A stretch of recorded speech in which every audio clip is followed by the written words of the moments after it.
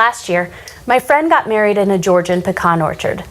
I wasn't able to attend, so I compulsively checked Facebook for days following the wedding, just waiting for the pictures to flood my newsfeed.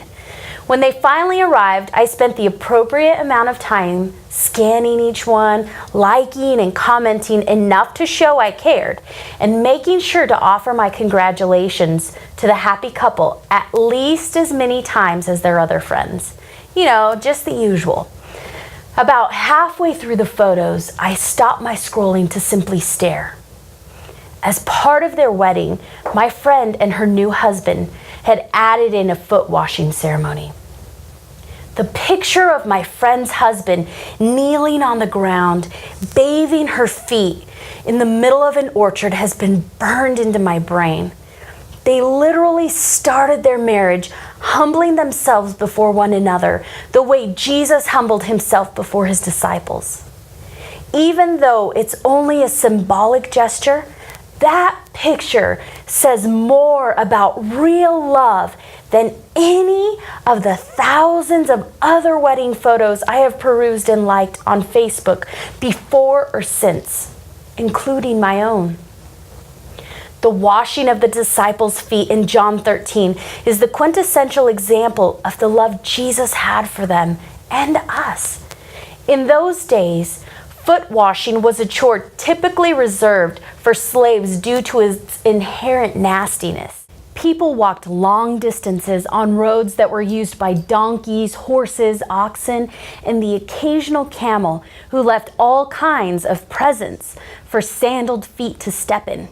It was a mixture of dirt and animal presence that Jesus cleaned off the disciples' feet, setting an example of humility and servanthood for the rest of us. Most Christians know the first and second great commandments.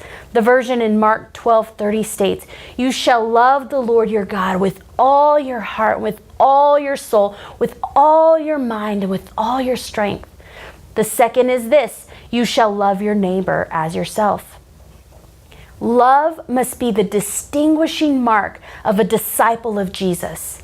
He said it best, "A new commandment I give you, just as I have loved you, you are to love one another."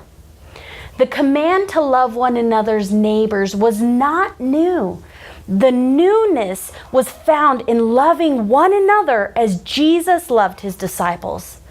As Jesus loved the man who would soon betray him. It's a love so great it is even willing to lay down one's life for another. Given the beautiful definition of love we can draw from these verses, we have to ask ourselves if it's even possible for any of us to love that way. I think back to the photo of the husband bending over a basin of water to wash his new bride's feet. Two broken people vowing before God and man to lay themselves down for one another day in and day out. Will they always succeed? Probably not. But that picture says they will always try. And as co-recipients of the great love Jesus demonstrated at the feet of his disciples, how could we not try? Before we dive into our questions, please remember that I'll read a question and then put it on the screen where someone in your group or yourself can pause the video and take a few moments to discuss the question together. Then hit play again and move on to the next one. Okay, first question. Why did Jesus wash the disciples' feet?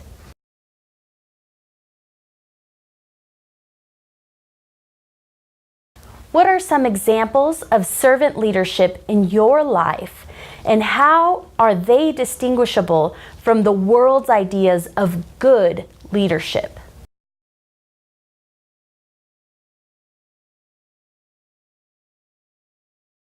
And lastly, share a time when you humbled yourself before someone or a current situation where you need to do so. How has this changed, or how would it change your relationship with that person and your ability to be a servant leader?